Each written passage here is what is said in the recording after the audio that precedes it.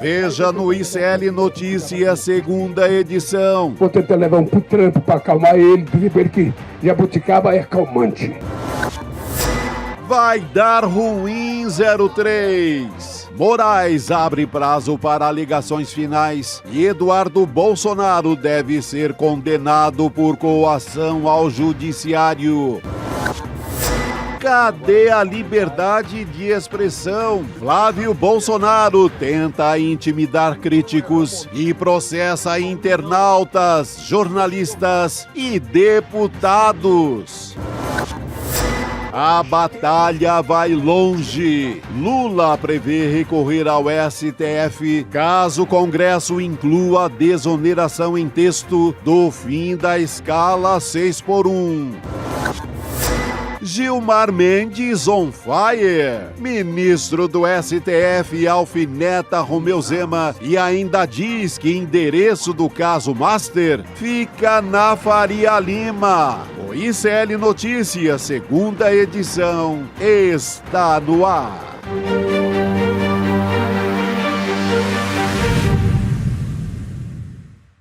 Olá, boa tarde. Seja muito bem-vindo, seja muito bem-vinda. O ICL Notícias, segunda edição, está começando ao vivo em todos os nossos canais. Nesta quinta-feira, dia 23 de abril de 2026. E ao meu lado eu tenho Chico Charme, eu não diria nem Chico Sá, Chico. Pô, Gabi. Essa camisa tá demais hoje. Só você. Acima da média. Tá meio mariachi, né? Meio mexicano. Vamos embora. E eu tenho certeza que Silvério Filho, que está aqui com a gente hoje, vai concordar comigo. Aliás, Silvério, boa tarde. Que bom te receber mais uma vez aqui no N2. Boa tarde, Gabi. Boa tarde, Chico. Extremamente elegante, né? Nessa tarde, nessa quase noite. Aquele cuja elegância é sempre inequívoca. Gabi, permita-me só já começar me solidarizando com esse homem extremamente elegante, que é Chico Sá, por ter sido processado por Flávio Bolsonaro e dizer, não sei se eu vou comentar essa notícia, mas é mais comum do que se imagina essa postura da extrema-direita que tanto defende a liberdade de expressão, de processar aqueles que os criticam. A título de exemplo, eu tenho 4 processos dessa natureza, já ganhei um e ganharei os outros 3, não tenho dúvida. É muito Por favor, comum, vamos Chico. ganhar deles. É uma prática, né? Mostra o tamanho da hipocrisia que é a extrema-direita. Eles vivem, né, Silvério, diariamente porque a censura do STF, a censura da esquerda, Liberdade o controle. de expressão. Cara, esses caras vivem de processar as pessoas, às vezes, como é o meu caso, por conta de um comentário bem humorado, um comentário de humor. Eu peguei um trechinho ali de uma música do Lulu Santos, chamando eles de gente fina, elegante e sincera. Claro que eu estava me referindo ao comportamento deles no caso Master, no caso do Daniel Vorcaro. Mas eles não aguentam nem humor, não aguentam ironia, não aguentam nada. Pô. Não se deram nem ao trabalho de fazer uma pesquisa melhor, inclusive, nos seus tweets ali, Chico, porque esse quase que... me processem por coisas melhores que eu tenho. Mas assim, Chico, eles utilizam muito, o ICL já fez um levantamento nesse sentido em relação a Flávio, mas se vocês fizeram um levantamento em relação a outros políticos de direita, chegarão à mesma conclusão. Porque eles utilizam o chamado assédio judicial. Como eles têm condições, geralmente, deputados, senadores, de pagar os advogados, muitas vezes pelo próprio gabinete, então eles podem processar à vontade. Quanto o jornalista vai ter que contratar um advogado, né? Eu cito um exemplo aqui do Rio Grande do Norte, do professor, que é um professor pós-doutor da UFRN, o professor Daniel Menezes, que é um cara extremamente sério, escreveu uma matéria, toda ela documentalmente comprovada, acerca da investigação da CGU, contra emendas do senador Stevenson Valentim, e o senador não só o processou, como pediu o sigilo e o juiz acatou. Então o processo está sigiloso e não pode sequer passar pelo escrutínio público, né? O que eu acho também é um absurdo. Ainda há algumas vezes aí essa estratégia para fazer com que processe e ainda aleje ainda mais o comunicador, né? Que não pode sequer se defender publicamente de uma crítica feita a um agente público no exercício de uma função pública. Exatamente. Exatamente. A primeira vez que eu vi essa prática do assédio judicial assim, em larga escala foi com o bispo Edir Macedo. ele processou na época uma jornalista colega minha, Elvira Lobato, na Folha de São Paulo. Depois, já agora há uns 5 anos, a mesma Igreja Universal fez o mesmo com o escritor João Paulo Cuenca. Então, era uma prática muito ligada à Igreja Universal, que é replicada por todo mundo. Muitos políticos da extrema-direita usam essa ideia do assédio para paralisar, para desestimular qualquer crítica a eles. E a gente vai voltar a falar sobre esse assunto também, Chico, ao longo do N2. Vamos ouvir também um advogado a respeito disso, Boa. né? Sobre esses casos, né? Na verdade, essas pessoas estão sendo processadas justamente por quem diz que defende a liberdade de expressão, né? Mas vamos lá, falando em processos, o STF está caminhando para concluir o julgamento e condenar o Eduardo Bolsonaro por coação ao judiciário, né? O ministro Alexandre de Moraes abriu um prazo de 15 dias para que a defesa apresente as alegações finais.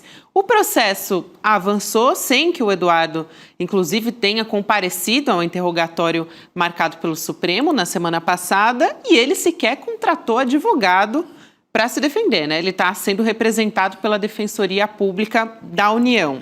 Essa ação, só para lembrar as pessoas que nos acompanham aqui, ela investiga a articulação com autoridades dos Estados Unidos, justamente para interferir no julgamento do 8 de janeiro, na trama golpista e, claro, salvar a pele do próprio pai, do Jair Bolsonaro. O objetivo principal era esse, né, Chico? E aí é uma confissão, né? Porque ele grava vídeos ali na frente da Casa Branca, ele dá o roteiro das reuniões deles com a turminha que está lá para lutar por medidas contra o Brasil. Então, nesse caso, eu creio que é difícil um advogado livrá-lo, porque é um réu confesso. Ele abre a câmera, ele liga ali e grava a própria condenação dele. É muito difícil se safar dessa questão. Ele vai para os Estados Unidos com essa tarefa, ele cumpre e ele diz que cumpriu. A própria Lei Magnitsky vai nesse sentido, né? O Eduardo, ele evocou a Lei Magnitsky. Ele exalta, né? Ele diz quando vai fazer, ele louva quando é feita a história e depois comemora com vídeo. Não tem saída. Silvério, vai lá. Nesse caso, Chico e Gabi, no que diz respeito ao aspecto jurídico, não tem muito o que falar, como o Chico bem disse.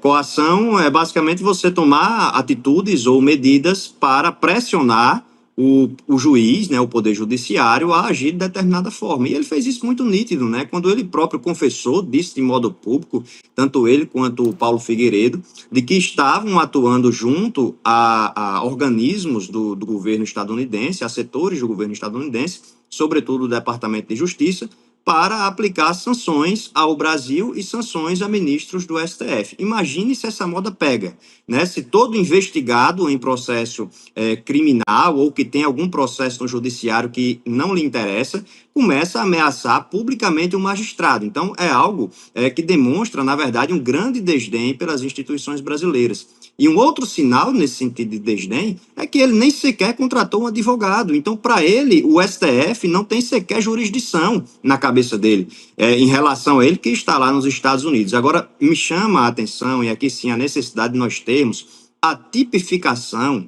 de um crime de traição à pátria para agentes civis. Eu acredito que já há algum tipo penal nesse sentido, mas só para agentes militares. Não tenho certeza se há para agentes civis, mas acredito que não exista. Caso contrário, ele já deveria estar sendo investigado por isso também, porque há uma nítida traição da pátria perpetrada aí por Eduardo Bolsonaro. Sem dúvida, e acho que isso também é muito evidente, né, Chico? Aliás, ele teve esse avanço, especificamente nesse caso, né, de coação no curso do processo, mas tem um outro que o ministro André Mendonça pediu vista. Ele suspendeu o julgamento daquele processo que foi movido pela deputada federal Tabata Amaral.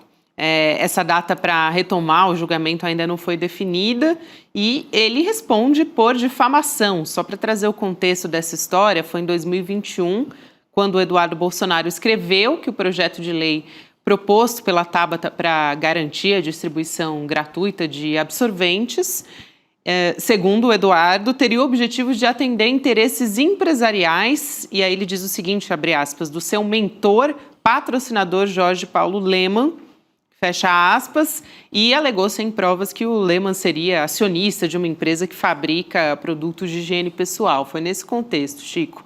E o julgamento começou na sexta-feira passada, até agora um placar de 4-0 pela condenação. Além do Alexandre de Moraes, que é o relator desse processo, votaram os ministros Flávio Dino, já o Cristiano Zanin e também a Carmen Lúcia nessa história. Então, a tendência caminha para a condenação do Eduardo, mas tivemos aí um ministro que foi escolhido pelo Jair Bolsonaro, que votou, né, para pedir vista. O ministro presta serviço, né? Ele foi nomeado pelo Bolsonaro, ele presta um serviço aí aos amigos, tentando dar uma pausa na história, mas também não vai ter.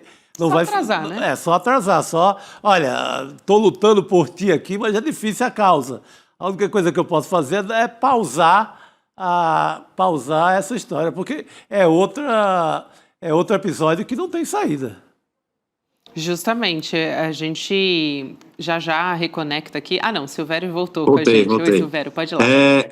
Perdão, é porque alguém ligou para mim. Em relação a essa questão, Chico, de Flávio Bolsonaro, ou melhor, de Eduardo Bolsonaro, no que diz respeito a Tabata Amaral, eu acredito que também é nítido o cometimento de crime. Eles costumam alegar sempre aquela questão da imunidade parlamentar, que de fato foi uma medida importante quando a gente analisa ali ela no contexto da pós-ditadura militar, que havia necessidade de resguardar as legitimidades do Congresso, né, as prerrogativas do Congresso, mas, infelizmente, o bolsonarismo transformou uma prerrogativa que era importante para a democracia brasileira em algo a ser utilizado como um método, né, a mentira como um método. E, nesse caso, há uma nítida mentira, uma nítida intenção de difamação da deputada Tabata Amaral, que foi utilizada de modo doloso, como eles sempre fazem, né? Então, eu acredito que nesse caso também não há muito o que fazer, será condenado e precisa sê-lo, né? A gente precisa dizer de modo expresso que essa galera trabalha com a mentira, que utiliza a mentira como método. Agora, o que mais me surpreende, Chico, é que eles ainda se dizem, eles utilizavam muito, nunca mais falaram aquele versículo bíblico que é: conhecereis a verdade e a verdade vos libertará. Talvez o único fato bom de toda essa tramóia de Eduardo Bolsonaro é que caiu aquele verniz, né? Aquele verniz que existia de patriotismo. Eles já não falam mais de patriotismo, eles já não falam mais a verdade vos libertará, porque nitidamente são traidores da pátria e nitidamente utilizam a mentira como método. Esqueceram, bem lembrado, esqueceram esse versículo. Nunca mais Nunca mais falaram, né? E em relação a patriota, não dá para ser patriota defendendo as tarifas do Donald Trump que prejudicaram, desempregaram muita gente no Brasil, inclusive muita gente aí no Nordeste inteiro. Pessoal da pesca no Ceará foi muito prejudicado, e não só no Ceará. Então, pegou muito mal.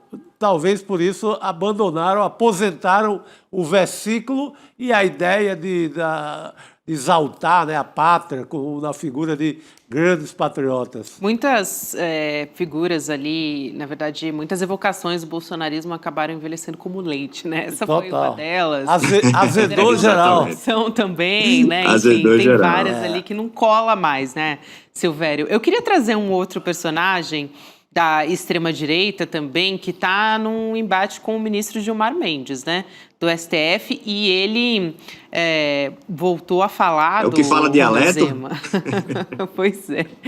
O ex-governador, na verdade, de Minas Gerais, o Romeu Zema, eles tiveram atritos públicos, já faz algum tempo que a gente vem falando a respeito disso, né, começaram com ataques do Romeu Zema, do ex-governador de Minas, contra o Gilmar nas redes sociais. E aí, gente, o Gilmar defendeu a inclusão do Zema no inquérito das fake news e ontem, em entrevista à TV Globo, o ministro também lembrou os favores, entre aspas, que o Supremo fez para o Zema quando ele era governador de Minas e alegou que o Zema busca o atrito com o STF por interesses eleitorais. Vamos entender? Eu vou trazer aqui exatamente a frase do Gilmar Mendes.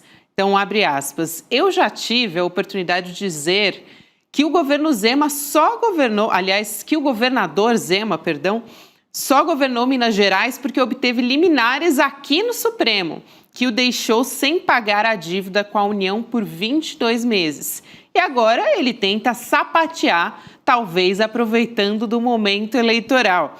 Só para trazer outro aspecto importante dessa entrevista, né, interessante também, o Gilmar defendeu o Supremo e disse que buscaria o endereço do caso Master na Faria Lima e não nos três poderes. Então, uma outra frase forte da entrevista que eu já vou aproveitar e comentar as duas para vocês analisarem, né?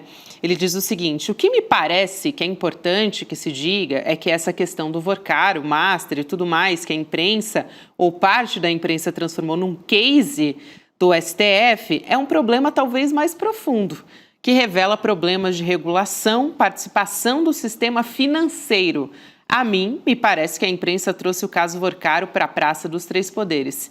Eu, se fosse buscar um endereço do caso Vorcaro ou Master, veria ele na Faria Lima. E ele foi questionado se o Alexandre de Moraes e o Dias Toffoli deveriam dar mais explicações sobre as suas relações com o Vorcaro e tal. E aí o Gilmar respondeu que cada qual deverá fazer o devido encaminhamento. Chico. Olha, ele está certo no sentido que o endereço maior, a sede desse escândalo é a Faria Lima. A Faria Lima com alguns outros CEPs, com os CEPs de alguns senadores do Centrão, com muita gente da direita brasileira, com o próprio Bolsonaro, que recebe 3 milhões de campanha, com o Tarcísio de Freitas, governador de São Paulo, que recebe 2 milhões na sua campanha, doados diretamente pelo pastor ou ex-pastor, nunca sei a condição dessas pessoas, Fabiano Zettel, que era o trem pagador. Exatamente, que o trem pagador, pastor empresário, trem pagador do Vorcaro, que era esse senhor chamado Fabiano Zettel. Então, o endereço principal é a Faria Lima, mas com esses ramais. Mas não dá para você tirar totalmente o Supremo da questão quando você tem hoje o próprio Toffoli se declarando suspeito para o julgamento, se declarando parte envolvida. É um reconhecimento do próprio Toffoli. Eu não vou mais votar nessa parada pela prisão ou não prisão de ninguém, porque eu me incluo nessa história. Isso. Então, é um reconhecimento do próprio Toffoli. Nesse sentido, o Gilmar tenta aliviar para o STF. Silvério. Em relação a essa questão, Chico, eu entendo que a cobertura do ICL foi bastante importante para a elucidação do caso Master. Para além daquele documentário que vocês produziram, explicando de modo pormenorizado como ocorreu o crime, né? Esse crime, talvez o maior crime, o maior escândalo financeiro da história do país. Mas é importante a gente salientar que, de certo modo, o próprio Supremo Tribunal Federal se colocou nessa situação. Se colocou nessa situação a partir do momento em que o ministro Dias Toffoli sabia desde o início, embora talvez a Polícia Federal não soubesse desde o início, o povo não soubesse desde o início, a imprensa não soubesse desde o início, mas ele próprio, Dias Toffoli, sabia desde o início do seu envolvimento no caso. E mesmo assim não alegou suspeição, deixou para alegar depois em relação a determinados fatos. Deveria ter alegado desde o início. Então, aquele tempo em que Toffoli quis manter o controle sobre o caso foi justamente o tempo que a extrema-direita aproveitou para utilizar suas estratégias de comunicação, de meias-verdades com efeitos práticos de mentira, para conduzir a opinião pública a pensar que o STF era o centro do escândalo do Banco Master, quando na verdade não é. E no meio do caminho colocou diversas sujeiras, né, de pessoas que tinham participado de uma reunião com Daniel Vorcaro, como o caso do presidente Lula, até outras que receberam ou doaram bilhões ao Banco Master e colocaram tudo no mesmo patamar, né, quando a gente sabe que ali era só cortina de fumaça. Então, essa é uma postura que a gente tem que separar e parabenizar o ICL por essa investigação, e desde o início eu me recordo bem, quando surgiu aquela questão sobre o contrato de Alexandre de Moraes, que foi uma outra, e a gente ficou naquele dilema, né, a gente da esquerda, e aí criticar ou não criticar Alexandre de Moraes, que teve um papel fundamental no combate ao golpe de Estado aqui no Brasil, e o ICL teve a postura corajosa de criticar naquilo que era para criticar, enquanto outros setores da mídia aí apostaram numa espécie de clubismo jornalístico que acaba, no final das contas, Chico e Gabi, prejudicando a própria democracia brasileira, né? Porque quem trabalha com essa questão de transformar realidade factual em mera opinião é justamente a extrema-direita. Aliás, eu quero trazer aqui, Chico, antes de passar a palavra também, a nossa enquete. Para quem está comentando no nosso chat, também quero convidar a votar. Quem nos acompanha pelo YouTube, claro, é onde a gente lança a nossa enquete no nosso canal do Instituto Conhecimento Liberta. Qual o endereço do caso Master? Avenida Faria Lima, como diz o Gilmar Mendes, Supremo Tribunal Federal, gabinetes do Centrão, todas as alternativas anteriores. Aliás, foi importante essa fala do Silvério e me lembrou a própria entrevista que a gente fez com o presidente Lula aqui no ICL, né? O Eduardo Moreira e o Leandro Demore, porque o presidente Lula responde sobre isso muito abertamente e fala qual foi o conselho que ele deu ao ministro Alexandre de Moraes, né? Que ele diz, olha, você construiu uma biografia histórica nesse país com o julgamento do 8 de janeiro, não permita que esse caso do Vorcaro jogue fora a sua biografia, né? Exatamente. Não, enquanto parte da esquerda ficava ali um pouco melindrada quando a gente falava do envolvimento do Alexandre de Moraes e do Toffoli e do STF no geral, o próprio Lula vai lá e diz, olha, eu falei para o Alexandre de Moraes para ele ter cuidado com essa história. Porque eu acho que isso respingou muito no governo. O governo pagou um preço muito alto. O Lula pagou um preço muito alto de imagem nesse escândalo, mesmo não tendo nada a ver com ele, por conta da ligação automática que a sociedade fez do Lula com o STF, do Lula com o Alexandre de Moraes. Silvério. Exatamente, Chico. Só para dar mais uma opinião nesse sentido, a questão de que o Alexandre de Moraes, ele teve esse... E aí não há, e aí é até interessante a gente dizer isso, não há, pelo menos a priori, naquele momento, não havia nenhuma ilegalidade naquele contrato, mas era algo totalmente, continua sendo algo totalmente imoral. Uma das coisas boas, se é possível que a gente fale assim, dessa questão do escândalo do Banco Master, é que nós conseguimos aí desmascarar diversos indivíduos que se passavam por grandes pessoas combatendo a corrupção, como o próprio Cláudio Castro, o Ibanez Rocha e etc. O Ciro Nogueira, esse nem se fala, né? Tá mais sujo do que pau de galinheiro, como a gente diz aqui no Nordeste, Chico. Mas uma das outras coisas boas é que, pelo menos, surgiu, penso eu, um ambiente oportuno para a efetiva reforma do Poder Judiciário. E esse artigo publicado pelo ministro Flávio Dino no ICL é particularmente paradigmático nesse sentido. Nós temos que moralizar, e não apenas a questão ética ou a questão meramente em tese das decisões judiciais, algo mais abstrato, não. Nós temos que ter medidas concretas que garantam uma estrutura material, uma estrutura institucional dentro do Poder Judiciário que evite esse tipo de coisa, né? Porque, caso contrário, o Poder Judiciário continuará sendo atacado pela extrema-direita, ainda que a extrema-direita utilize as meias-verdades, as mentiras, mas o próprio Poder Judiciário fica mais vulnerável a esse tipo de tática por causa desses penduricários, dessas posturas que muitas vezes são antiéticas. Excelente, Silvério. Muito bom ter você aqui com a gente nesse N2. Pode voltar mais vezes. Um prazer te receber aqui. Obrigada, meu querido. Até a próxima. O prazer é todo nosso. Ótima noite aí para você. E, Chico, sempre fica um pouco de perfume naqueles que entregam rosas, em homenagem aí à sua belíssima camisa de hoje. Belíssima mesmo. Boa, meu caro. Valeu mais uma vez. Valeu. Hoje ele tá acima da média aqui, viu, pessoal? Tá, assim, elegantérrimo. O cara caprichou. Tá ou não tá, Rodrigo Viana? Eu diria que dá para sentir o cheiro das rosas até. Oh, as rosas não falam. Eu só não vou cheirar o cangote do Chico aí essa hora, para não seria uma cena assim imprópria para essa hora, né? As rosas não falam, é isso Talvez aí. não seria muito apropriado. Não seria. Né? Para esse horário. Aos amigos tudo. É isso, Chico. Bom demais, Chico. E, Rodrigo, boa tarde para você Boa tarde. também. Agora há pouco, o Silvério puxou esse assunto, né?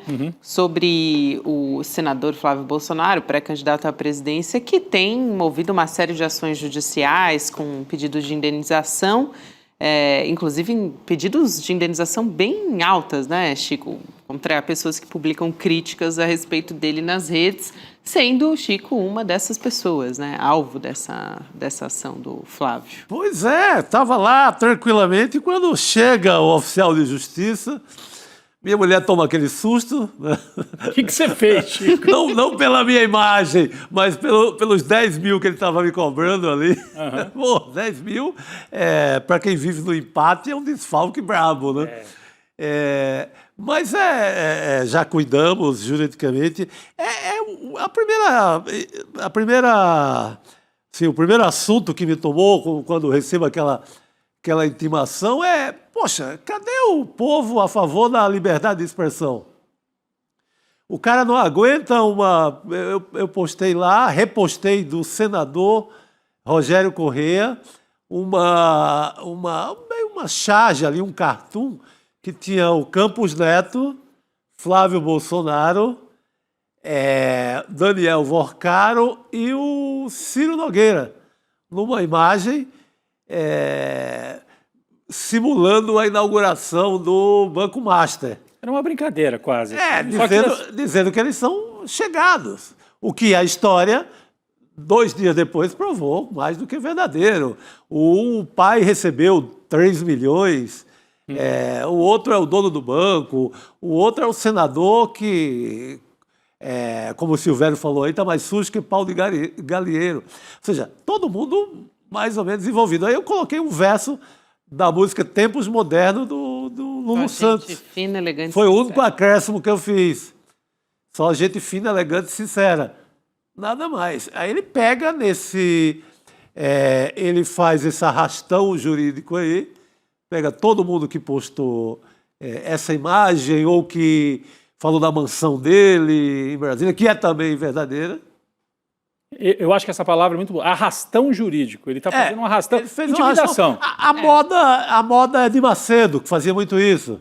Aliás, no meio jurídico, o que está sendo levantado é essa bola mesmo, assim, que é uma prática de assédio judicial. É assim que os juristas estão lendo essa história, né? Para constranger, para intimidar, enfim. Exatamente. E ele consegue. A justiça, a 6ª vara da Justiça do Distrito Federal, dá ganho de causa a ele no sentido de retirar das redes sociais e de qualquer outro lugar essa imagem. Ela foi, como eles dizem, censurada. Banida. Impressionante. Quando acontece com eles, quando acontecia, lembra quando no inquérito das fake news o Xandão tirava qualquer coisa do ar, o mundo desabava. É o ditador. Eles fazem isso no varejo todo dia. Olha, Chico, Eles fazem isso todo dia. tem até a gente tem um dado sobre isso, né? Desde fevereiro ele moveu pelo menos 5 processos nesse sentido, só na Justiça de Brasília. Então a gente vai conversar sobre esse assunto com o Dr. Marcelo Frulani, que é advogado de uma das vítimas do Flávio Bolsonaro, né? Doutor, seja bem-vindo. Olá, boa tarde, Gabriela, Rodrigo, Chico, tudo bem? Agradeço pelo convite. Boa tarde, querido. Boa A tarde. gente que agradece, doutor, agora há pouco a gente falava sobre essa interpretação no meio jurídico, né? Sobre essa prática de assédio judicial que, no fim das contas, tem esse objetivo de inibir novas manifestações das pessoas. E isso no começo, né? Na pré-campanha do Flávio Bolsonaro à presidência. Pois quando eu vi esse caso, né, de um cliente meu, era também uma publicação em rede social, no caso era o X, o antigo Twitter, né, e também era uma crítica ao Flávio Bolsonaro, enfim, e ele pediu um valor de indenização muito absurdo, considerando o que é o normal nesse tipo de caso, né, ele pediu 61 mil de indenização, além da retirada da publicação também, Nesse caso específico, a Justiça negou, em primeira instância, né, a liminar para tirar o conteúdo do ar, e isso foi mantido em segunda instância também. Então, ainda não saiu a sentença do caso, enfim, mas por enquanto as decisões que saíram foram contrárias ao senador. Então, a gente espera que esse entendimento seja mantido nesse caso e nos outros casos também, porque eu percebi, né, assim que eu recebi o caso, eu pesquisei e vi que tinha outras ações muito parecidas, inclusive petições muito parecidas e com valor de indenização também, muitas vezes também R$61 mil. Então eu percebi que era um padrão, principalmente ali a partir de fevereiro, e que me parece que é uma tentativa mesmo de impedir que as pessoas falem algumas coisas incômodas, né, para ele durante esses próximos meses até a eleição. Doutor Frullani, o senhor trouxe uma informação muito importante aí, que é essa ideia de que as petições são parecidas, Isso. às vezes o valor é semelhante, R$61 mil, que é um valor quebrado assim. O Chico Sá lembrou agora há pouco o caso do Edir Macedo, né, que abriu ações judiciais, mandou abrir, né, ele não abria diretamente, né, fiéis da igreja e tal, abriam ações contra a jornalista Elvira Lobato. Isso. Em várias partes do Brasil, todos a mesma petição Todos inicial. os estados e cidades do interior, cidades distantes. Isso é assédio judicial. Porque é impossível uma pessoa, né, uma jornalista e tal, assediada em São Paulo ou Rio, eu não lembro se é Elvira Lobato na época, estava em São Paulo ou no Rio de Janeiro? São Paulo, né? E ela escreveu sobre o Edir Macedo e daí vieram essas ações. Era uma forma de intimidade, dizer, você não vai conseguir se defender, em algum estado você vai acabar perdendo, vai ter que viajar, né? Imagina, Gabi, ter que pegar o avião, bancar esses recursos todos e tentar se defender. Então, o senhor observou esses indícios e só para esclarecer, não sei se pode dar os detalhes, né? Porque afinal tem essas questões de estratégia jurídica, mas a liminar para tirar a publicação do seu cliente foi negada tanto na primeira quanto na segunda instância. O que dizia exatamente? O senhor pode trazer para a gente? E quem é o seu cliente? Eu não sei se isso tem alguma limitação, se o senhor tem autorização para revelar. É um jornalista ou é uma pessoa pública? O senhor pode trazer isso para a gente? Não, é uma pessoa comum, não é jornalista, tem poucos seguidores, inclusive, na rede social. Não faz sentido mesmo esse pedido de indenização tão alto, porque realmente não é algo que teve um grande alcance. E esse ponto, inclusive, foi mencionado na decisão judicial, que dava para ver ali, o número de visualizações era muito pequeno. Então, como é que isso vai ter uma repercussão tão grande para gerar um pedido de indenização desse tamanho? Foi um ponto mencionado. Outro ponto mencionado também foi a questão de ele ser uma figura pública, além de ser senador. Ele quer ser presidente da República, então é alguém que está sujeito a um nível de crítica muito maior do que um cidadão comum. Esses pontos foram levados em consideração. Outro ponto também que foi colocado na decisão, que é muito interessante, e a gente mencionou bastante também na nossa contestação, é a questão de que o nosso cliente ele se baseou em fatos, em notícias que são públicas, né? Então, apesar de não ter ocorrido uma condenação judicial em relação aos fatos que ele estava mencionando ali, mas aqueles acontecimentos podem ser levados em consideração pelos eleitores, tanto para eles formarem as suas opiniões em relação aos candidatos, como também para eles expressarem essas opiniões publicamente. O fato de não ter tido uma condenação judicial não impede que as pessoas formem as suas opiniões com base naqueles fatos que foram divulgados. Então, todos esses pontos foram mencionados tanto na decisão judicial de primeira instância quanto na segunda e foram muito centrais assim, para ter sido negado esse pedido de retirada do post. Doutor Marcelo, foi também na Justiça do Distrito Federal, do DF, Sexta Vara? Foi. Sexta Vara também. Olha, eu acho que foi outra vara, mas foram todas distribuídas ali na Justiça Federal, porque eu até pesquisei, quando chegou o caso pra gente, eu pesquisei e vi que tinha outras ações ali também na Justiça Federal, não são todas na mesma vara, mas são todas no Distrito Federal das que eu encontrei. O seu caso também está correndo no Distrito Federal? Na Sexta Vara. No meu caso, eles conseguiram tirar, e junto com o meu processo, tinha acho que quase uns 10 casos. Junto com o seu? Só desse cartoon aí. Da festa do Daniel Vorcaro. Uhum. E eles conseguiram retirar todos do ar. Conseguiram nesse caso? Conseguiram retirar todo mundo, tudo do ar. Eu creio que, inclusive, do deputado Rogério Corrêa, uma postagem do gabinete, com essa mesma imagem. Eles, o pedido, a juíza acata e tira do ar, de imediato, e segue a ação com o pedido da indenização, da indenização dos 10 mil, etc. Mas acho que o doutor Marcelo queria observar algo. Desculpa. Não, fale. É só uma observação interessante, porque no nosso caso, o nosso cliente, ele não foi exatamente essa charge, mas ele compartilhou uma notícia, se não me engano, da revista Fórum, que tratava de uma declaração do Rogério Correia, que ele dizia que ia convocar o Flávio Bolsonaro em uma CPI, enfim, então não sei, tem alguma relação nesse sentido também, de eles estarem procurando algumas publicações relacionadas ao... Enfim, mas tem essa relação, apesar da mesma coisa, né, não ter sido essa charge. Mas é dentro da mesma pauta, né? Dentro do mesmo assunto. Agora, se ele for processado, tiver processado, todo mundo que fez ligação com... Ele vai ter que processar, inclusive, o Valdemar Costa Neto, que é quem revela para a imprensa que o Banco Master doa, inclusive, para a conta do Jair Bolsonaro. Conta pessoal, né? Conta pessoal. Não é sequer dentro do trâmite das eleições. Me parece o seguinte, né? Ele se apegou ao fato, não, essa festa não existiu, eu não estive numa festa específica do... Mas ali é como se fosse uma charge, né? Uma construção. Ele se apegou a coisa literal, assim, como tivesse havido uma inauguração formal, quase como fosse uma inauguração do escândalo. A festa da inauguração do escândalo. Óbvio que isso não existe, né? Se fosse assim, não dá para fazer charge, né? Porque o chargista sempre trabalha com um fato e condensa aquilo numa única imagem. Não dá para fazer humor, não dá para fazer ironia, não dá para fazer nada. Não dá para escrever uma crônica, porque a partir desse pressuposto aí que teria que ter tido aquela festa a qual se refere o objeto do humor ali, fica difícil. Aliás, eu acho que é interessante até, doutor, esclarecer, né, doutor Marcelo, essa questão da liberdade de expressão, que é algo que a extrema-direita argumenta muito, né, que não pode, enfim, inibir a liberdade de expressão e tal.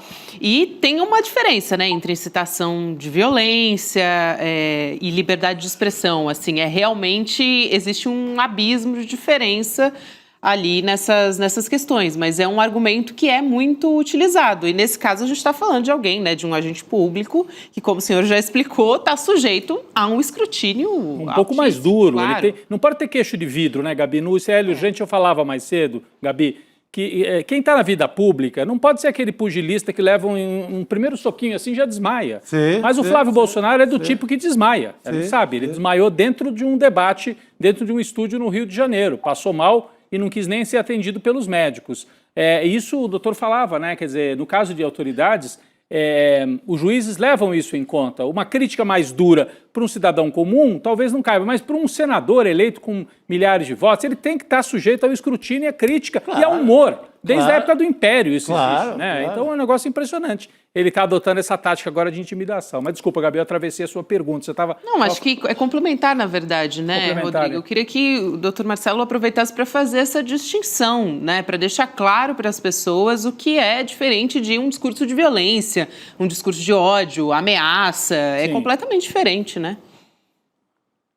Exatamente. E a gente até trata bastante a nossa petição também dos argumentos que o Flávio Bolsonaro, o grupo político dele, costuma apresentar em relação à liberdade de expressão, né? Uma defesa que supostamente é tão forte da liberdade de expressão, e na prática, quando é contra eles acabam entrando com ação judicial para tentar retirar o conteúdo.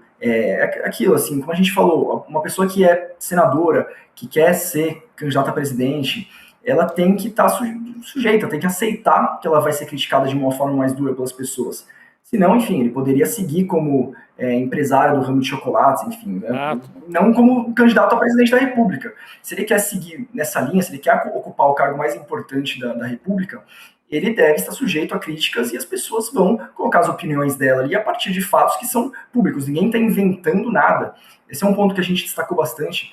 A gente não está, a pessoa que fez a publicação, ela não está inventando nenhum fato, ela está se baseando em notícias, se baseando em investigações que se tornaram públicas, porque a denúncia foi pública. Então, aquilo lá não importa que aquilo não resultou numa condenação por questões processuais, por questões, problemas da investigação.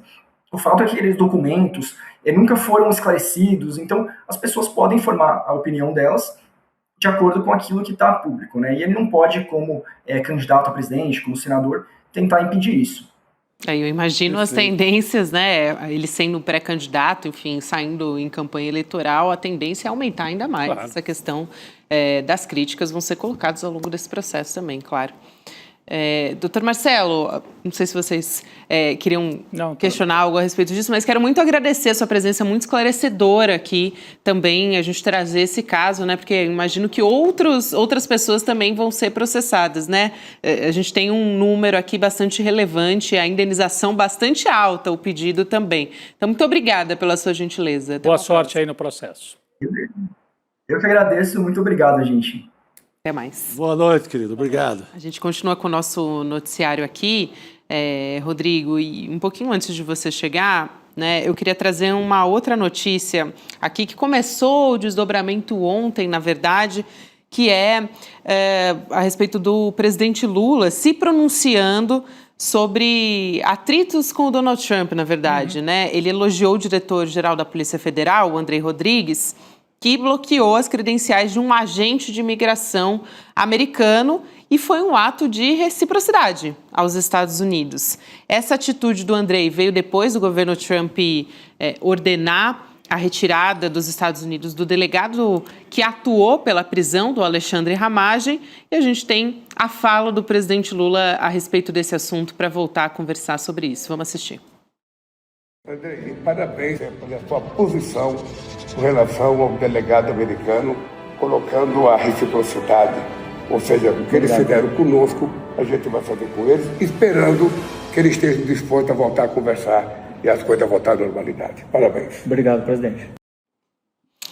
Aí a fala do presidente Lula, e era o que a gente comentava ontem, né? Chico e Rodrigo também, não podia deixar os Estados Unidos sem uma resposta depois dessa primeira atitude, né? E o Alexandre Ramagem está lá esperando pelo pedido de asilo nos Estados Unidos. Ainda que os bolsonaristas façam festa em relação a isso, o Trump está nos ajudando graças ao Eduardo, graças ao Figueiredo, né, o neto do ditador Figueiredo, olha aí como o Trump gosta da gente, etc. Para a eleição brasileira, eu acho que esse tipo de ação do Trump ajuda o Lula, porque o Lula volta para aquele papel que ele assumiu no ano passado, quando houve o tarifaço, vocês lembram, né?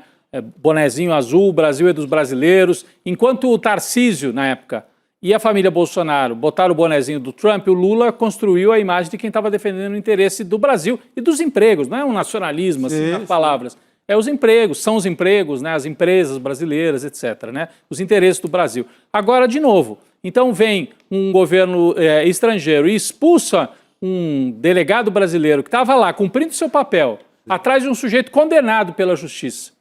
O Lula tem o discurso correto, né? A Polícia Federal Brasileira tem que agir igual, reciprocidade. Se não respeitam o funcionário brasileiro lá, nós vamos também tirar a credencial do cidadão que trabalha para o Trump aqui no Brasil. Acho que está o caminho. E isso é fácil do povo entender, né? Então, estão dando para o Lula um argumento forte no momento em que ele estava oscilando aí nas pesquisas. Eu acho que e o Lula está usando esse argumento que vem de fora para dentro, né? E no passado, Chico, a questão do tarifaço, por exemplo, impulsionou justamente a popularidade do presidente Lula, né? E ele sabe disso, obviamente. Foi um grande momento do governo, né? De popularidade ali, um grande momento do Lula. Tem bandeira, tem boné azul, tinha imagem, tinha aquele bandeirão do Brasil na frente do MASP contra o bandeirão dos Estados Unidos levado pelo bolsonarismo, pela extrema-direita. Então foi um momento muito importante e com o uso bem feito da defesa do país, da defesa da pátria, da defesa do governo do Brasil. Tanto que agora essa turma toda está lutando por mais castigos para o Brasil, mas mais direcionados ao STF e ao próprio Lula, porque eles temem que, por exemplo, o novo tarifaço, o nova tarifa, vai pegar muito mal para o Flávio Bolsonaro e vai ficar difícil a coisa na eleição. Então, eles, não sei o tamanho da influência que eles têm até agora, mas o que se sabe é que eles pedem tudo menos tarifa.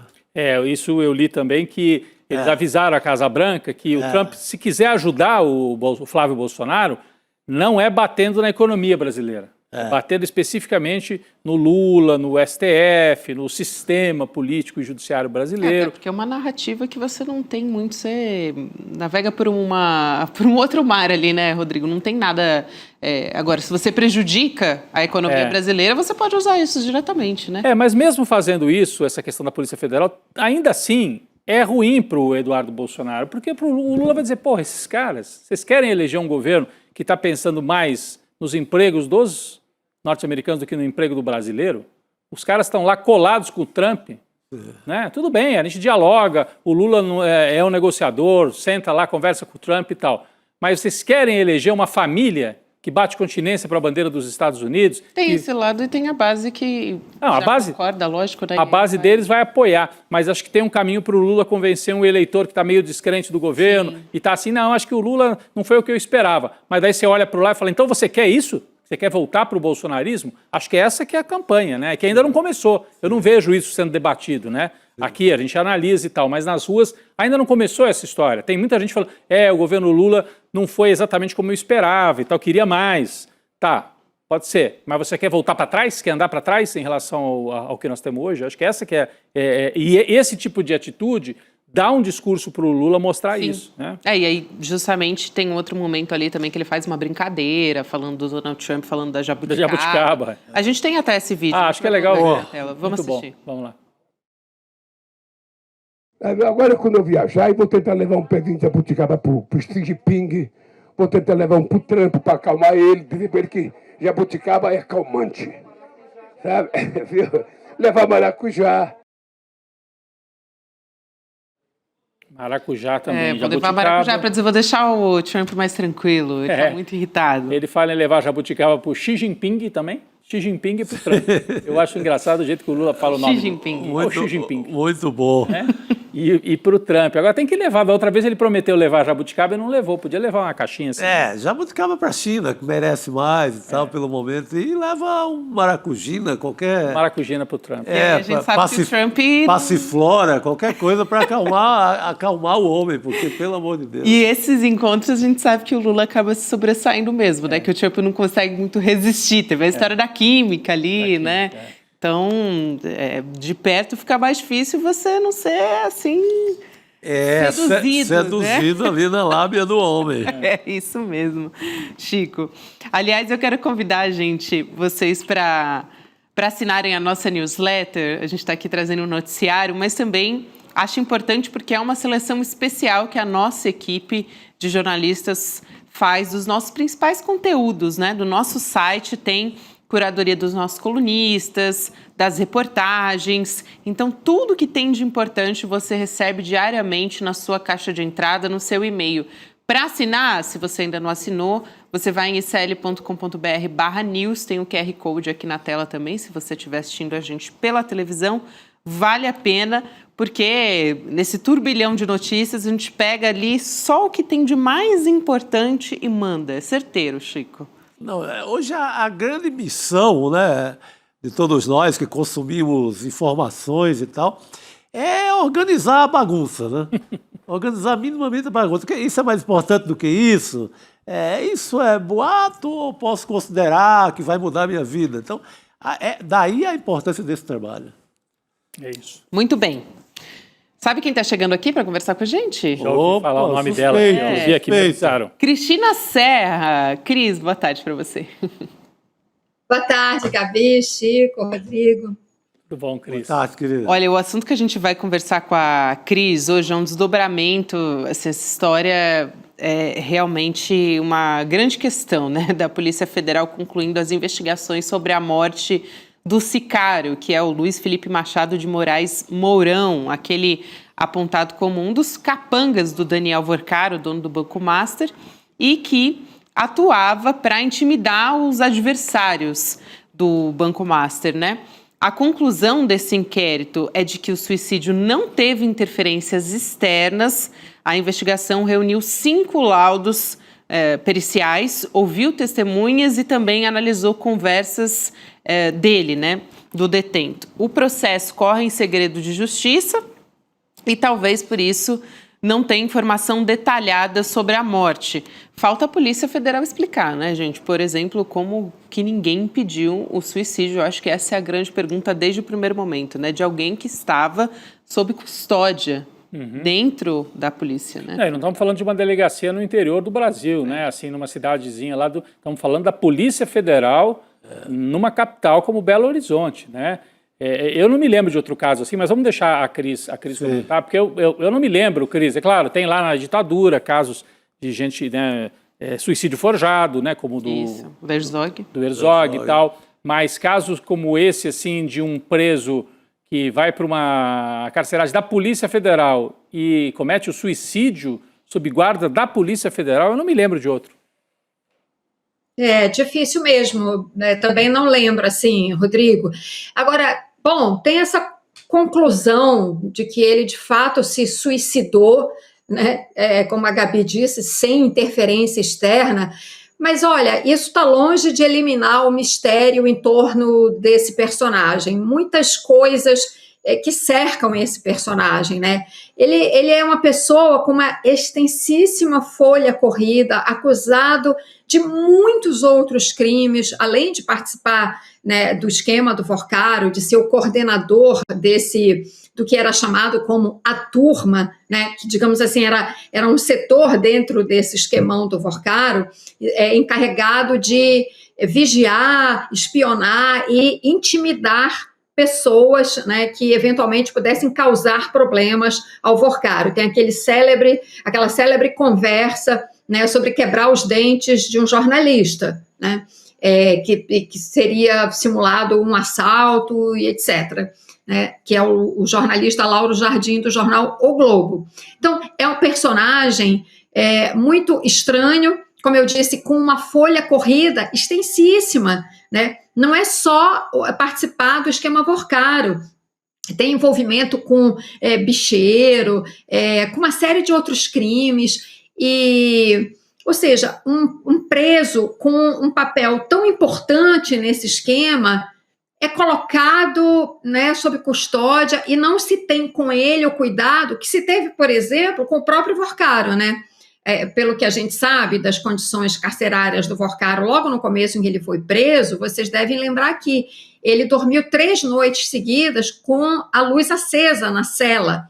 E essa não foi uma decisão dele, foi uma decisão da Polícia Federal para vigiá-lo, justamente com a alegação, né, de que ele não atentasse contra a própria vida, como acontece às vezes com presos, né, numa situação assim, né, sob muita pressão, sob muito estresse, digamos assim. Uma outra coisa, esse personagem, né, se suicidou, enfim, morreu, não se sabe de onde ele vem, a família dele, né, era casado, tinha filhos, ninguém fala sobre ele, né? Parece que a imprensa também não foi atrás, ou não sei também se foi e não conseguiu, né?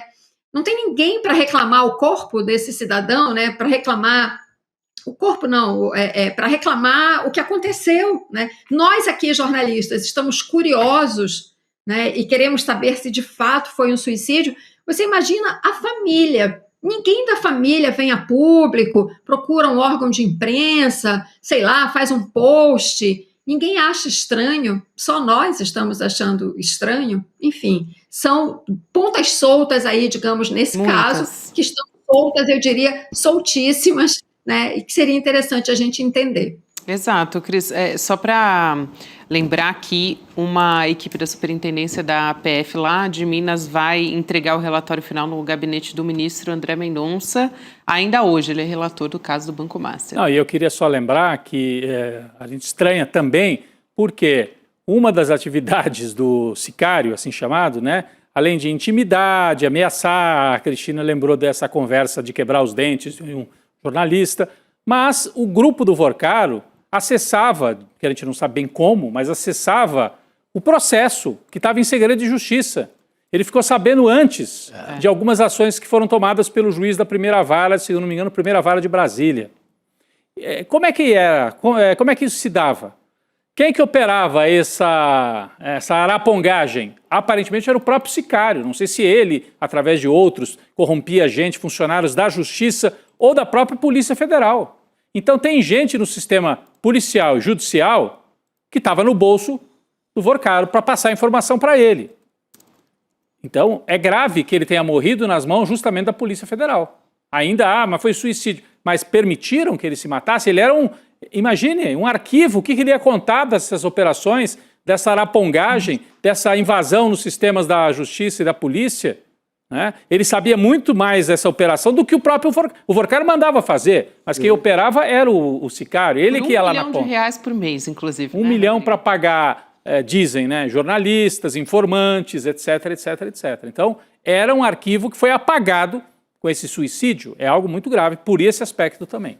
Justamente, esse núcleo de intimidação, né? Isso. Que a investigação chama, mas que no grupo do Zap ali, eles tinham o nome de A Turma. E o sicário fazia parte desse grupo de capanga do Daniel Vorcaro.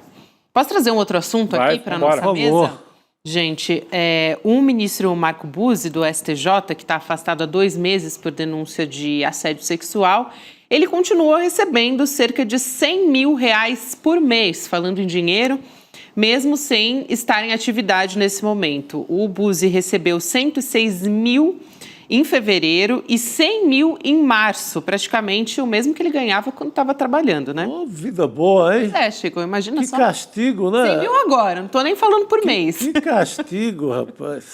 Ele, além do salário fixo, que também de R$44 mil, ele continuou recebendo esses extras, que chegaram a mais de 60 mil. Então, e aí penduricalhos, né? Isso que se chama penduricalho. Exato. É que a gente acha que penduricalho é 200 contos, 100 reais, mas não, chega a mais de 100 mil, né? É demais, Gabi. É demais, e também encontraria uma decisão do Conselho Nacional de Justiça que proíbe justamente o pagamento dos extras, né?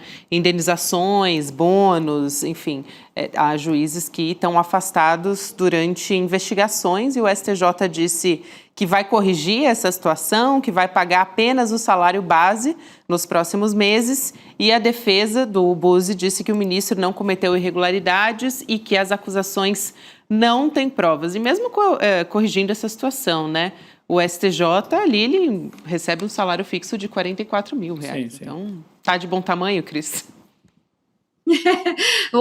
Gabi, eu quero só destacar que essa matéria foi feita pela Nayara Felizardo, que é uma excelente repórter. Ela foi do Intercept durante muito tempo, agora ela está no G1 e é minha amiga querida. Então eu quero aqui fazer uma homenagem ao trabalho dela. Excelente. Ela foi lá, né, fiscalizar e ver o que ele estava recebendo. Um belo trabalho de reportagem, merece aqui o nosso que a gente deu crédito a ela. Você vê, né? Ele está afastado. Então, como é que recebe esses adicionais? O Rodrigo falou uma coisa importante aqui, eu acho, que a gente se refere, até ironicamente, sobre esses, quando fala desses adicionais, como penduricalhos. Só que penduricalho, né? A gente acha que está fazendo uma ironia, mas é isso, dá a entender que é dinheiro de pinga, sabe? Aquilo que a gente, em Minas Gerais, a gente fala, já andei muito por lá, isso é dinheiro de pinga, 200 contos e tal. E não é, né? Isso mais dobra, quase triplica o rendimento mensal de um juiz. Agora, esses adicionais, primeiro que eles não têm justificativa de maneira nenhuma, mesmo quando o juiz está exercendo a sua função. Ele tem o seu salário, né, que são os mais altos do serviço público, são a elite do serviço público, e com isso ele paga as suas despesas como qualquer outro brasileiro, como qualquer outra brasileira faz. Né? Do seu salário, você paga a sua moradia, você paga a creche, você paga a escola do seu filho. Mas eles não, tem o auxílio moradia, tem o auxílio creche, tem o auxílio educação. Agora, isso fica muito pior e inadmissível quando a pessoa não está exercendo a função, está afastado, como é o caso dele. Inclusive, na reportagem, ela mostra, tem lá uma rubrica, né? Eu não lembro agora exatamente o nome, que pode ser, por exemplo, auxílio alimentação. Mas como auxílio alimentação se ele está em casa?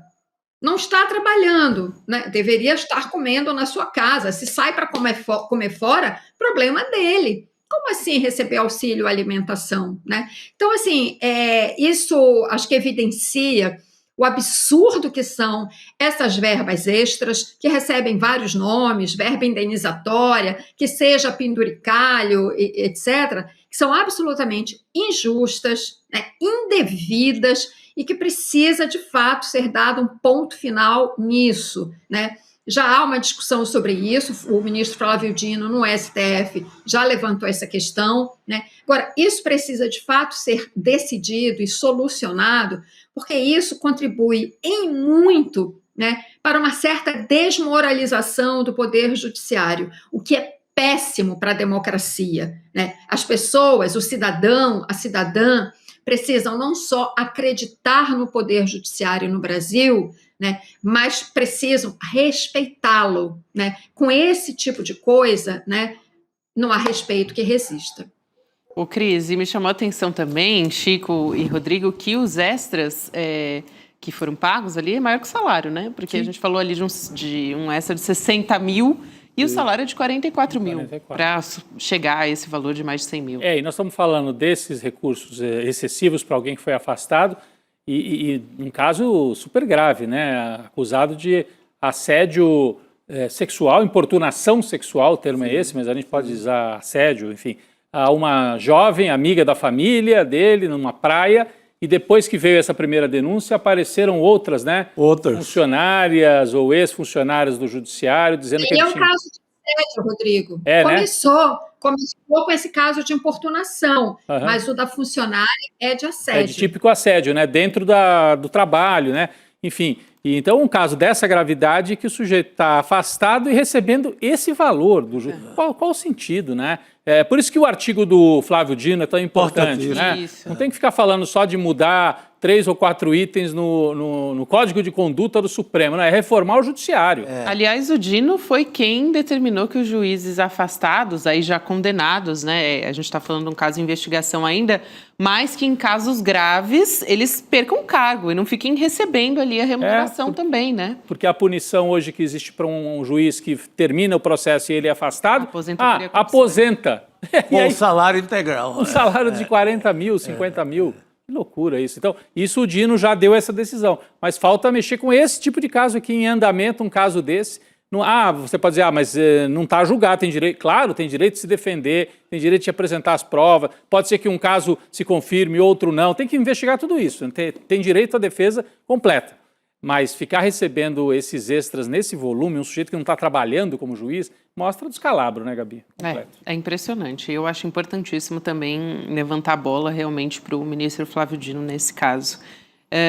Cris, eu também queria falar sobre o presidente recém-eleito da Assembleia Legislativa do Rio, o deputado Douglas Ruas, do Partido Liberal, né, que pediu para o Supremo Tribunal Federal para assumir imediatamente o governo do estado, o posto. É meu, eu quero para mim. Me dá aqui esse governo aqui na minha mão, não é isso? Já entregou o pedido, tá? Entregou o pedido para o relator do caso, né? Foi encaminhado para o ministro Luiz Fux e se baseia na eleição dele para a presidência da Alerj. Então, o argumento qual que é? Né? Que com a posse de um novo presidente, deve ser restabelecida a ordem sucessória prevista na Constituição Estadual, que coloca o chefe do Legislativo como próximo na linha para assumir o governo. Esse pedido, né, a decisão sobre o pedido ainda não foi tomada pelo Supremo Tribunal Federal.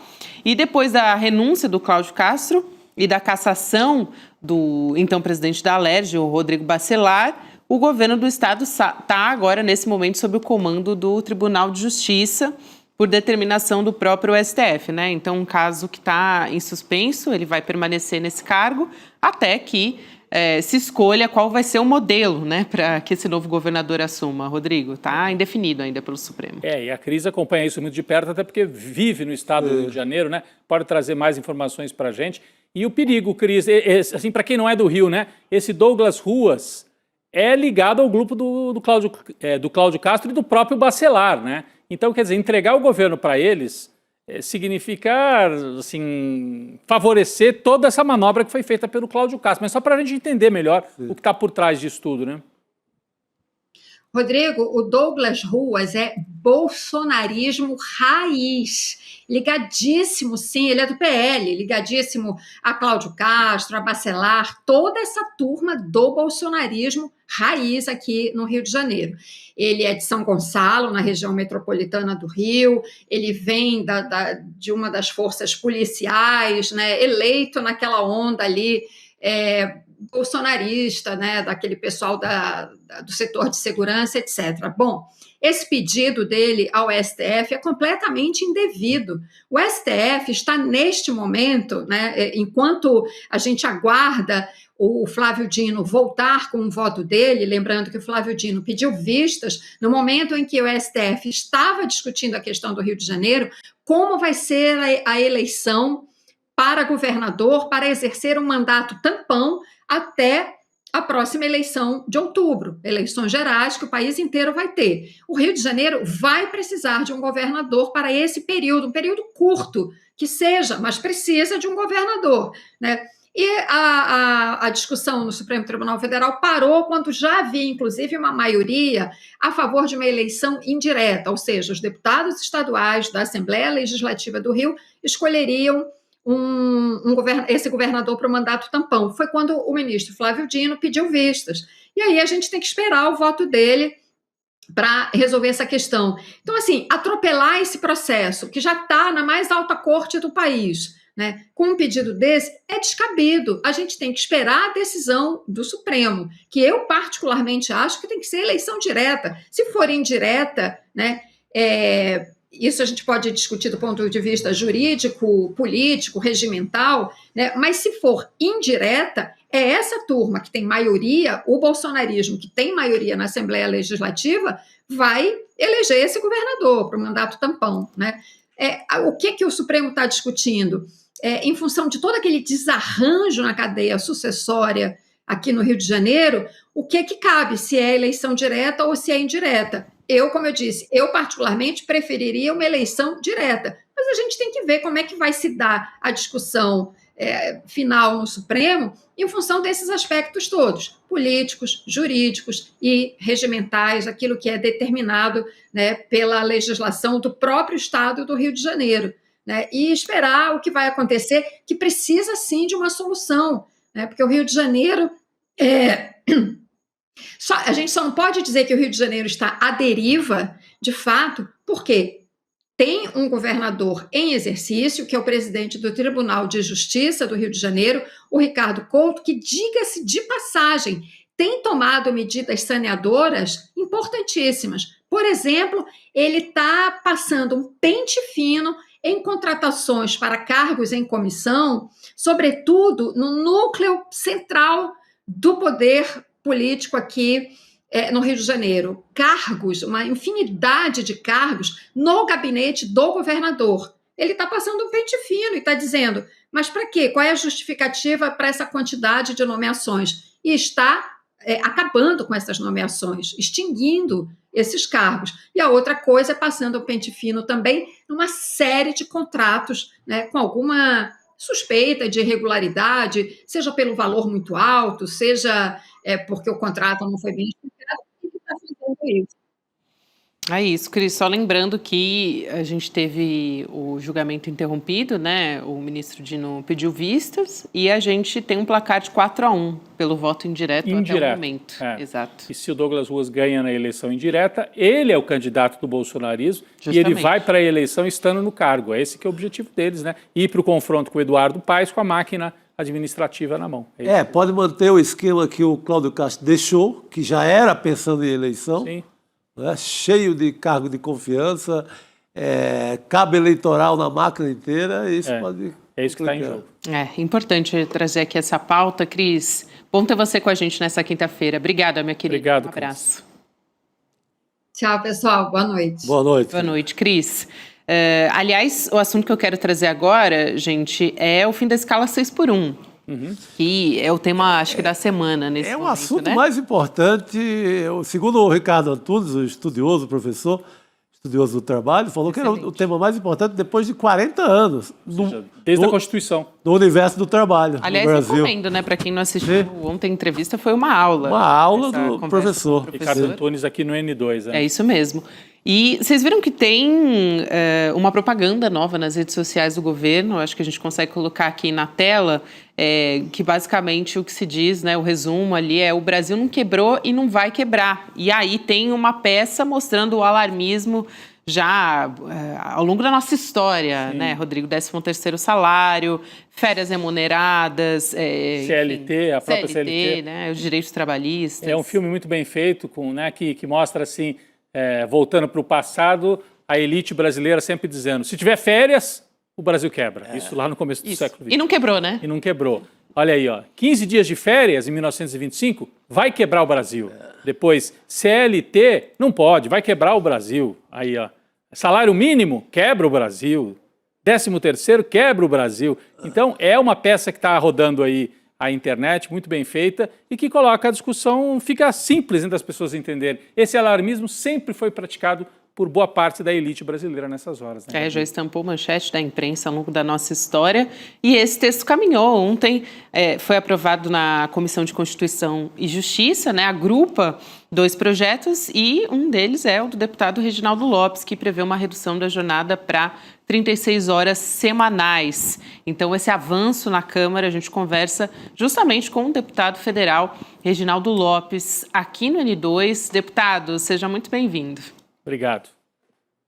Eu que agradeço o convite. Essa grande oportunidade de trocar ideias e saberes sobre esse tema, que é o tema mais importante do século XXI para os trabalhadores brasileiros. Sem dúvida, deputado. Eu já aproveito para te perguntar, depois dessa aprovação na CCJ, agora vai para a comissão especial. E como é que tá essas tratativas todas com o presidente da Câmara dos Deputados, Hugo Motta, que teve um momento ali que ele disse: a ideia é aprovar essa pauta até o dia 1º de maio, que é um dia importante para os trabalhadores, e a gente tem discutido muito aqui no N2 que parece que é um momento que muitos parlamentares estão vendo como tirar um bônus por conta das eleições, né? Então, o planejamento é na terça-feira já compor a comissão especial. Ela tem um prazo regimental de 10 sessões até 40 sessões. A partir da 10ª sessão é possível levar ao plenário da Câmara dos Deputados a apreciação do mérito. Então, tudo indica que nós vamos terminar na Câmara dos Deputados no mês do trabalhador. Não necessariamente no dia do trabalhador, mas no mês de maio. Então, eu estou muito otimista em relação à tramitação desta matéria. Eu, pessoalmente, defendo a alteração constitucional para dar mais segurança jurídica aos empreendedores, mas em especial aos trabalhadores, porque a nossa Constituição, ela determinou o teto de 44 horas. Então, deputado, assim, a Gabi trouxe aqui para a gente as propostas, né, do senhor e da Erika Hilton, que estão sendo analisadas conjuntamente, né, nessa emenda constitucional. Você acabaria com a jornada 6x1 e reduziria de 44 para 36 horas. Essa é a proposta inicial de vocês. Vocês acham que dá para fechar nessas 36 horas ou vai ficar nas 40 horas? O que o senhor antevê aí nesse debate para passar no plenário? É bom colocar o contexto que eu apresentei a proposta de emenda constitucional. Foi em 2019. Em 2019, eu propunha 2 anos de implementação e 8 anos de transição. 10 anos de transição, a cada ano eliminaria 1 hora de trabalho, chegando a 36 horas. Então, esse é o debate que eu apresentei em 2019. Portanto, a PEC da deputada Erika Hilton foi a pensada minha PEC, porque é a primeira iniciativa, né? Mas hoje, em dezembro do ano de 2025, uma reunião coordenada pela Gleice Hoffmann, com todos os ministros que têm relação com o mundo do trabalho dentro do Palácio do Planalto, nós fizemos uma convergência, nós unificamos as nossas posições. Tanto eu, como autor da primeira PEC, deputada Erika Hilton, deputada Daiane, senador Paulo Paim, e o governo federal. Eu até provoquei o próprio governo, o presidente Lula, para a gente sinalizar com transparência, porque eu participo dos debates há 7 anos. Então, os cálculos sempre são feitos para os setores econômicos, baseado na redução de 36 horas e baseado na escala 4x3. Então, qual que é a opinião para a gente debater e para que, tecnicamente, todos os setores econômicos possam fazer seus cálculos? Então, ali nós fizemos uma convergência. Qual é a nossa opinião hoje, junto com o governo federal? Nós achamos que o momento para essa década do século XXI é uma redução para 40 horas semanais de trabalho e uma escala de 5 dias de trabalho com 2 dias de folga de descanso. Então, essa é a nossa posição que unificou a apresentação do PL com caráter constitucional, urgência constitucional, que o presidente Lula enviou. O que eu vou fazer na próxima semana? Eu, como autor da proposição, eu vou apresentar uma emenda, a minha emenda constitucional 221 de 2019, e vou trazer nesta emenda esse acordo e a opinião do governo federal, que é uma redução de 40 horas e a escala 5x2. Deputado, o governo pensa, o Lula, nas entrevistas, dá a entender que quer a implantação imediata. O Hugo Mota, presidente da Câmara, tem dado a entender, tem insistido muito numa transição mais lenta. Como vai se resolver esse conflito, hein? Então, vamos lá. Para setores que têm hoje uma jornada de 44 horas, eu defendo uma redução imediata para 40 horas. Mas tem setores que têm 36 horas de trabalho e que a ANR, a questões de estudos do ponto de vista da saúde do trabalhador, recomenda que a jornada não pode passar de 6 horas dias. Então, se a gente está reduzindo para 5, isso quer dizer que nós vamos reduzir de 36 para 30. Sim. Jornalistas hoje trabalham no máximo 5 horas numa jornada de 30 horas. Se a gente passar uma jornada fictícia. Mas está lá, né? Então nós vamos reduzir vocês para 25 horas, né? Os que não são PJs, porque houve uma pejotização do mundo do jornalismo. Exato. Né? Então, o que eu quero dizer? Eu sou sensível, sim, a não compensação. Porque compensação é o ganho de produtividade, porque quem trabalha menos entrega as obrigações operacionais dentro do prazo. Quem trabalha menos é que ganha mais. Então, a compensação é o ganho de produtividade para os setores econômicos. Agora, eu sou a favor de transição naquela jornada que já são 36 horas, 30 horas. Aí sim é possível uma transição. Eu entendo que é possível, nós temos que discutir esses impactos econômicos, né, para diluir custo e para fazer essa transição considerando as especificidades. Na verdade, a regra é 5x2 e 40 horas. Eu defendi essa PEC para a exceção. A exceção são os trabalhadores mais vulneráveis. São os trabalhadores que não tiveram, durante esses últimos 40 anos, sindicato, capacidade de negociação nos acordos coletivos e ficaram na escala que eu chamo de escravidão moderna desse século XXI, numa escala 6x1. Em nome desses, que são 31,7 milhões de trabalhadores, 1/3 dos trabalhadores brasileiros, é que eu quero legislar, é que nós queremos olhar. Então, por isso que é tão fundamental essa mudança constitucional. É importante. Perfeito. E a explicação muito bem feita aqui pelo deputado de que há a proposta de emenda constitucional, né, que foi apensada, e ele foi o primeiro a apresentar, depois vieram outros, e há mais recentemente a proposta do presidente Lula, que é um projeto com urgência e tal. Nesse projeto com urgência tem ali a previsão de 40 horas, e aí o deputado vai apresentar na emenda constitucional, né, esse acordo, né, que é hoje o que está... É uma emenda à emenda. Uma emenda à emenda. E aí o senhor acha que hoje tem uma chance grande de passar? O Partido Liberal, os bolsonaristas, estão falando contra. Dizendo que falam em nome dos empresários. Mas também estão com medo. Estão com medo. Tanto medo que alguns não apareceram nem na comissão, nem na CCJ para botar a cara para defender isso abertamente. Uhum. A eleição pode ajudar muito nesse sentido também, né, deputada? Eu falo sempre que numa época de desinformação, fake news, lacração e demagogia, é importante que a sociedade brasileira, ao escolher o seu senador, sua senadora, deputado ou deputada, no dia 4 de outubro de 2026, conheça de fato o que pensa o seu representante. Não é porque é um ano eleitoral, essa matéria não pode ser tratada, não tem oportunismo eleitoral. Muito pelo contrário, o presidente Lula era deputado constituinte e foi ele que liderou a redução de 48 horas para 40. O presidente Lula queria 40 horas. O acordo foi 44, permitindo negociações coletivas, combinando escalas diferentes e jornadas diferentes. Então, o presidente Lula é legítimo, está correto, enviou o seu projeto. Tanto que eu reconheço essa legitimidade, reconheço que a proposição do presidente Lula, ela está em concordância com a conjuntura, com a transição necessária desta década, que eu acho que daqui 20 anos, com a inteligência artificial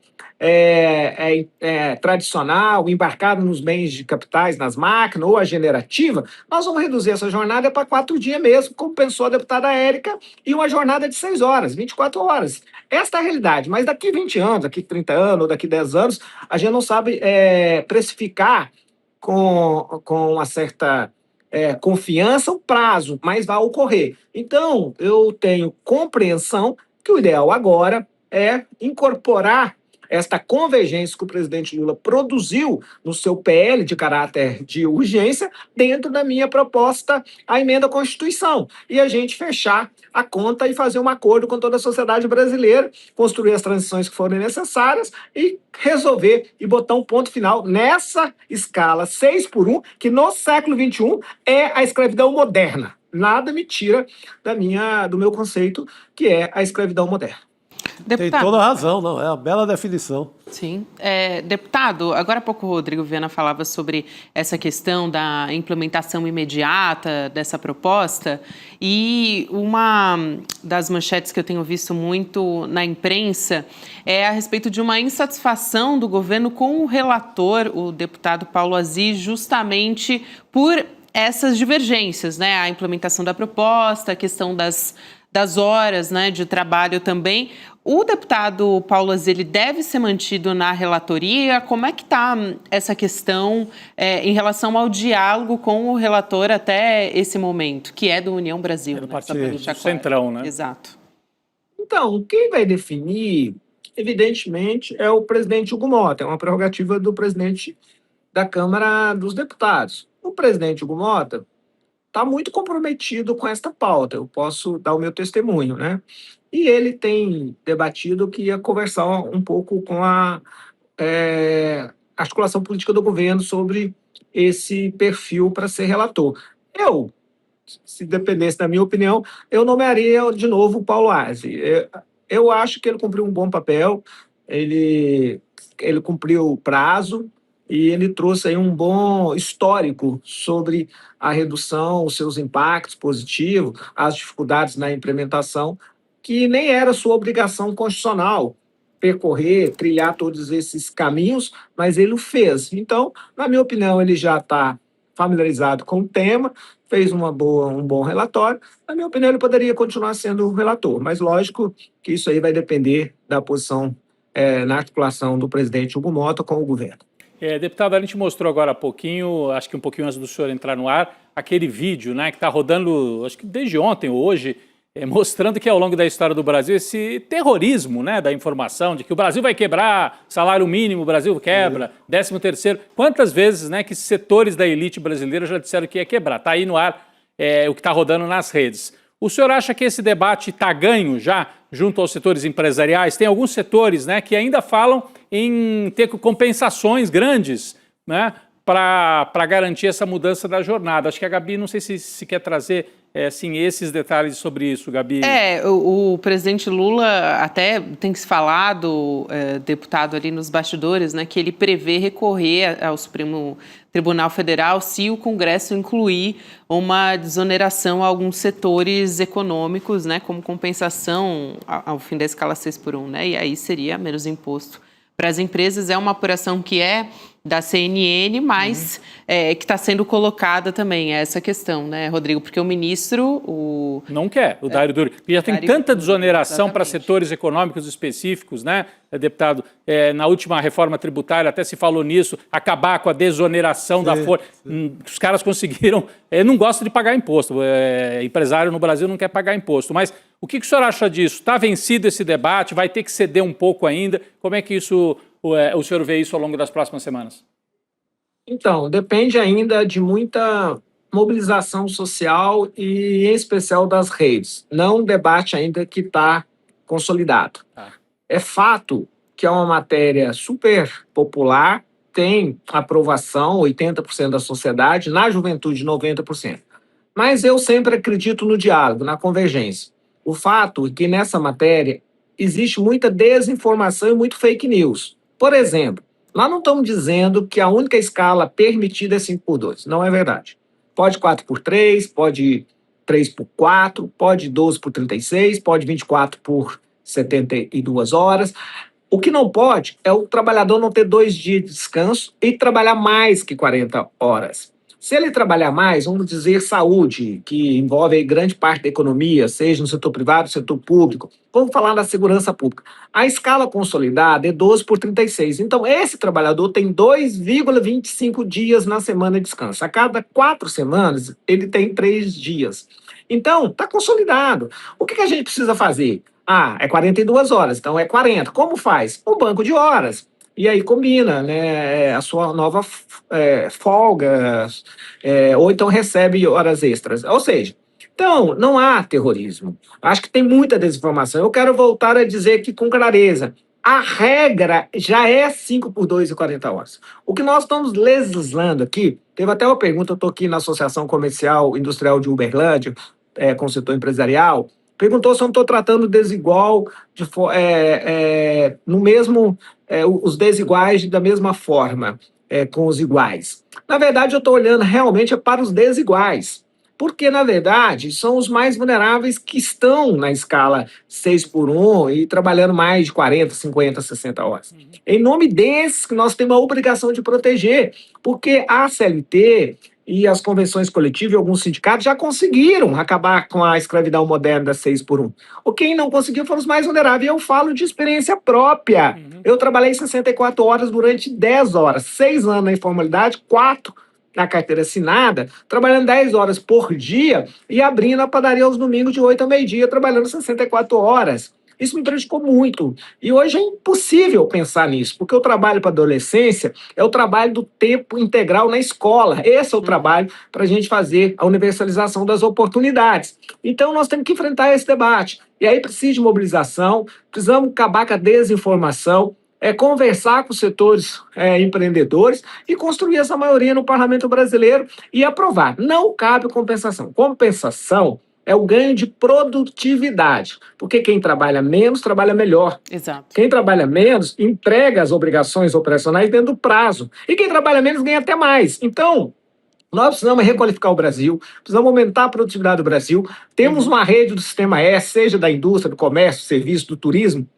do transporte extraordinário, que estão vazios porque o trabalhador tem domingo para ficar com a família. Sim. Ele precisa esse dia, como a classe média faz na sexta, faz mestrado, doutorado, pós-graduação, MBA. Esses trabalhadores também precisam disso para fazer o Pronatec do governo do presidente Lula, para ocupar os institutos federais que estão cheios de vagas ociosas, para ocupar as universidades federais, o modelo de qualificação à distância, semipresencial, flexível. Sim, é assim que nós vamos fazer uma sociedade com ganho de produtividade. O empresário ganhou com a reforma tributária que eu relatei do presidente Lula, vai dar ganho de produtividade, vai tirar a cumulatividade tributária, vai fazer o Brasil reindustrializar, ser um país de valor agregado, a inteligência artificial vai dar 20% de ganho de produtividade. Esses ganhos todos precisam chegar no maior patrimônio de um país, que são seus trabalhadores e trabalhadoras. Exato. Um país, uma empresa, não é o bem de capitais, é os trabalhadores, são os colaboradores. É para esses que nós estamos legislando. Quero muito agradecer sua presença aqui no N2, deputado Reginaldo Lopes. Muito obrigada e bom trabalho. Obrigado, deputado. Eu que agradeço, sempre. Obrigado, boa noite. Até a próxima. Aliás, Rodrigo, a gente não ouviu a sua votação na nossa enquete. Traz aí, peraí. Que eu acho porque mais cedo... Qual o endereço do caso Master? Uma declaração do Gilmar Mendes, né, dizendo que é na Faria Lima. Então, o que a nossa audiência aqui no nosso chat votou, né? Avenida Faria Lima, 39%, STF 2, Gabinetes do Centrão, 16%, todas as alternativas anteriores, 43%, a partir da declaração da entrevista do ministro Gilmar Mendes. Eu diria que é Faria Lima em primeiro lugar. Tem graduações aí. Faria Lima em primeiro e tem para todo mundo. Vai na linha do que disse, então, o Gilmar Mendes ali. E, aliás, esse 2% do STF é até de bom tom ali. 2 ministros, 2%. Boa, Chico. Agradecer a todos que participaram aqui. Vera Marques, Núncia Maria, Aurora das Neves, Andréa Lago, Doraci Vieira. Obrigada, pessoal. Boa noite para vocês. Amanhã estaremos de volta. Até amanhã. Valeu, Rodrigo, Chico. Até. aí, Chico, vamos incorporar, amigo? Velho, agora. Rapaz, que estampa é essa, rapaz? Gostou? Comprei na loja do ICL. Pô, tá agorinha. Vista a coragem. Leve a luta com você. Camisetas da comunidade mais corajosa do Brasil. Acesse souicl.com.br e garanta já a sua.